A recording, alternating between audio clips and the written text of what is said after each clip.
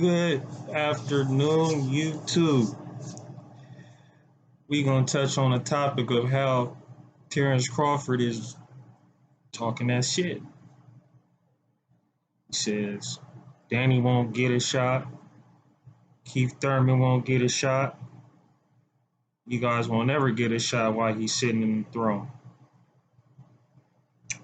because they didn't want to give him a shot when they was up there because of the size of the street. You know, um, can't be mad at that. You know what I'm saying? Don't do to others that you don't want done to you. But personally, I know, that those would be attractive fights. Be some good fights, attractive fights. I think I would like the Thurman fight more than I would like the Danny Garcia fight, but styles make fights, so can't go wrong neither here nor there.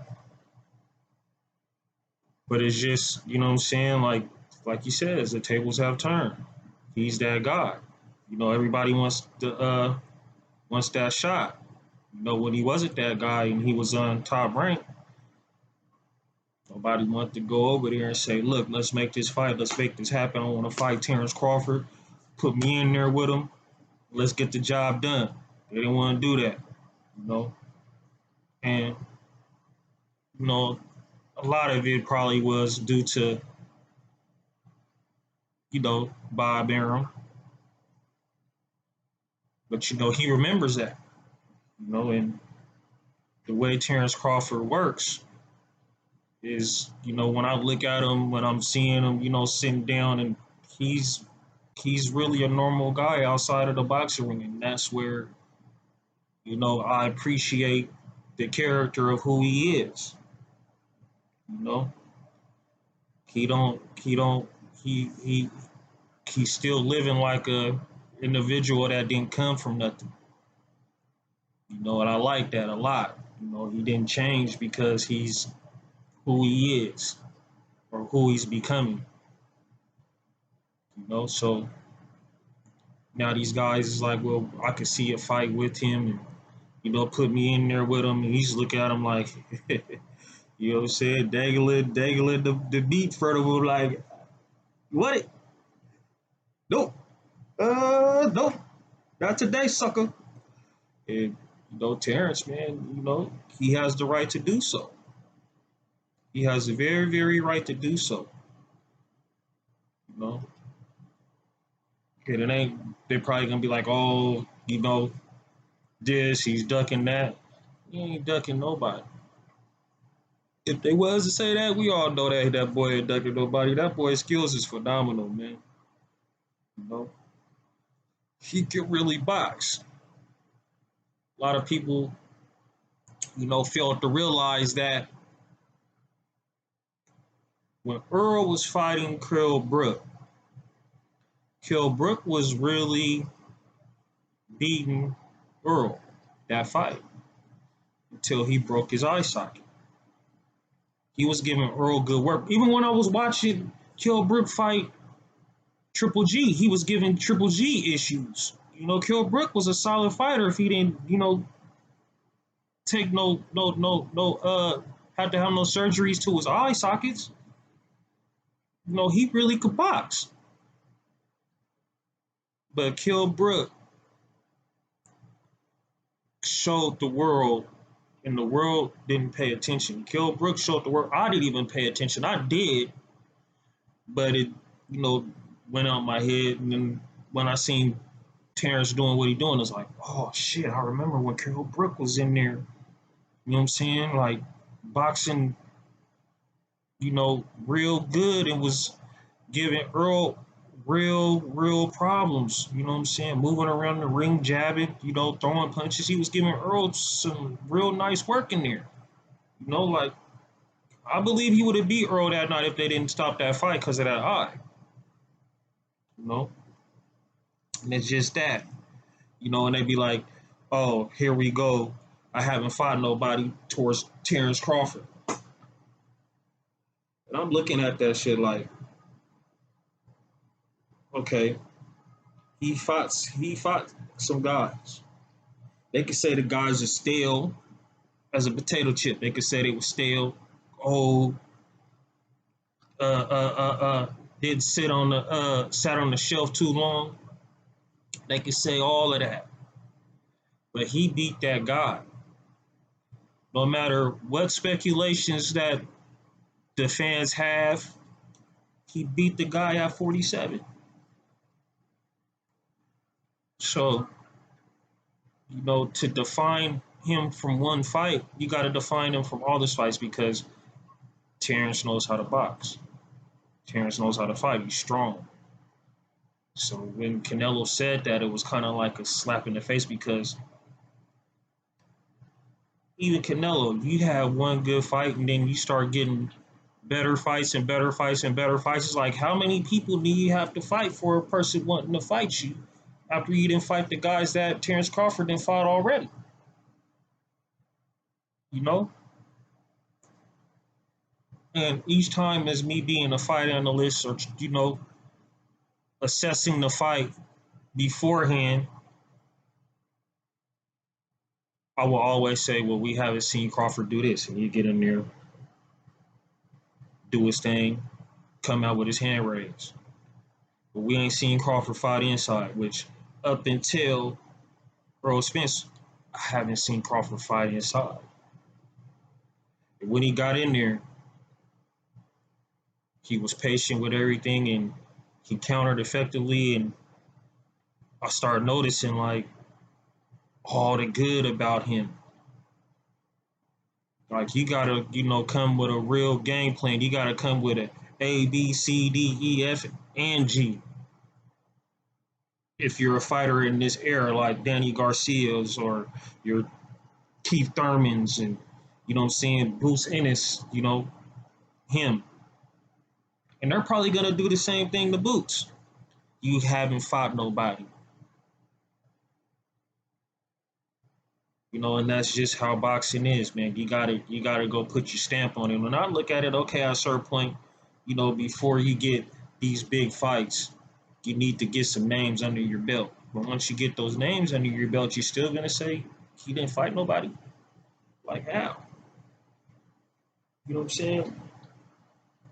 Terrence Crawford beat the best 147 pounder that the division had to offer. Now you got Boots there. Boots is going to be sitting in that same seat, especially if Crawford goes up. And they're like, "Oh, he wants the money." Yeah, everybody wants money, but I think Crawford honestly just wants to fight the best people, and he, is careful about the things and how he goes about it because for him to come off top rank without, there was probably some issues, but without no real issues, whereas like a real long time for him to be inactive. That's how I kind of look at, the first signs of, you know, how intelligent this man could be outside of the ring. He thinks he's a thinking man inside the ring and a thinking man outside the ring. You know, and that's just my theory. I don't know what goes on behind the scenes with it gets to that type of stuff, but that's just my theory because a lot of guys got shelved over there off of top rank trying to get off that island. You know, and it's just what it is. And he got off that island, with everything still intact. You know, he's at his prime. You know, and could I see him going in there giving Canelo a hell of a fight? Hell yeah, because I think Canelo kind of knows this. I think Canelo be like, well, if I beat him, what am I gonna gain?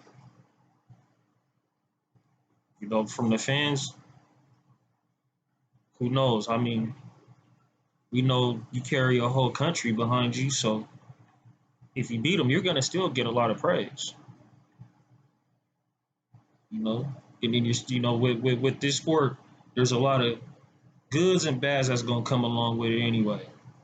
You done fought everybody else. You done fought guys we don't even know of.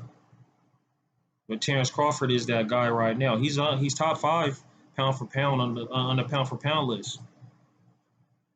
So I don't see what's the problem. That fight with Earl should, on every pound for pound list put him at number one. It should. You know, it should. And it's just what it is. I mean, hopefully after the Canelo and Charlo, we could get Charlo and Crawford.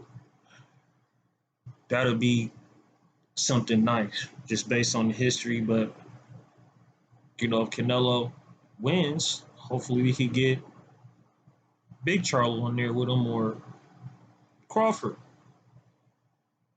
It'd be there's a lot of things and a lot of fights that's good fights around this time in this era that could go on. I mean, Canelo is 33, but how much longer is he gonna be in the sport of boxing? Do we see him making it to what Floyd did, 39, 38, or Bernard Hopkins, 50 something? No, that's a lot. If Canelo did that and was winning, man, you can't say he would be on the list for Mexican fighters that he wouldn't be up there. He would, to me, he'd be number one. He'd be number one in my eyes. And I just think that Canelo has a lot of issues with slick fighters. Fighters that could fight on the balls of their feet, or they could fight flat-footed, sit down and bang with you. But for more or less, Canelo has fighters with has issues with good fighters that has good footwork. Excuse me, had a brain fart. Don't hold me against that. And it's just a lot, man.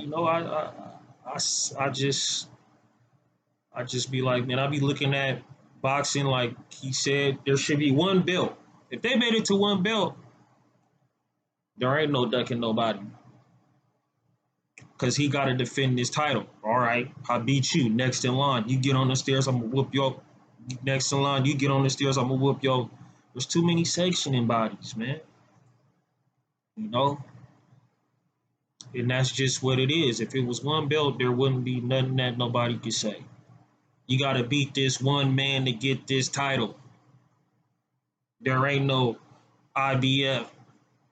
There ain't no WBA or no WBC. Let's just make one belt. You make one belt. Everybody got to work with each other. The promotion teams, but they look like they ain't leaning towards one belt. They're looking like they want to make more belts. Hey, you's the champion over here. You the champion over there. Hey, you's the Ring Magazine champion.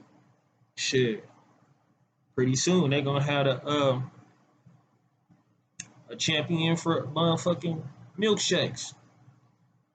What is that?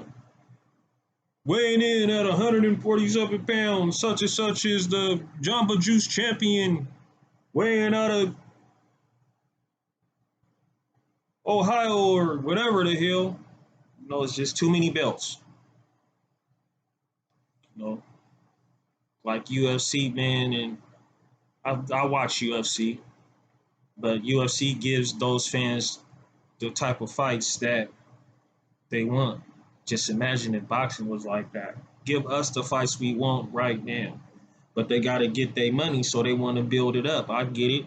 And that's what I think is going on with Frank Martin and Shakur Stevenson, since they got a fight on this, the fight date was on a Thursday. Which is like, damn, man, a Thursday? Come on, bro. I got to send the kids to school, or I got to get up at 4 in the morning. You know what I'm saying? Some people going to sleep at 7. Oh, shit. Frank Martin, say he didn't want the 50-50 split. So, what's really going on? My speculation is, build this fight up real quick and they come together. It's going to be a lot of, what I'm saying, back and forth between those two guys. I can see it because Shakir Stevenson don't hold nothing back. He ain't going to hold nothing back, you know. But we're going to conclude this. I'll be back at y'all with another one. Y'all enjoy your day. Holla.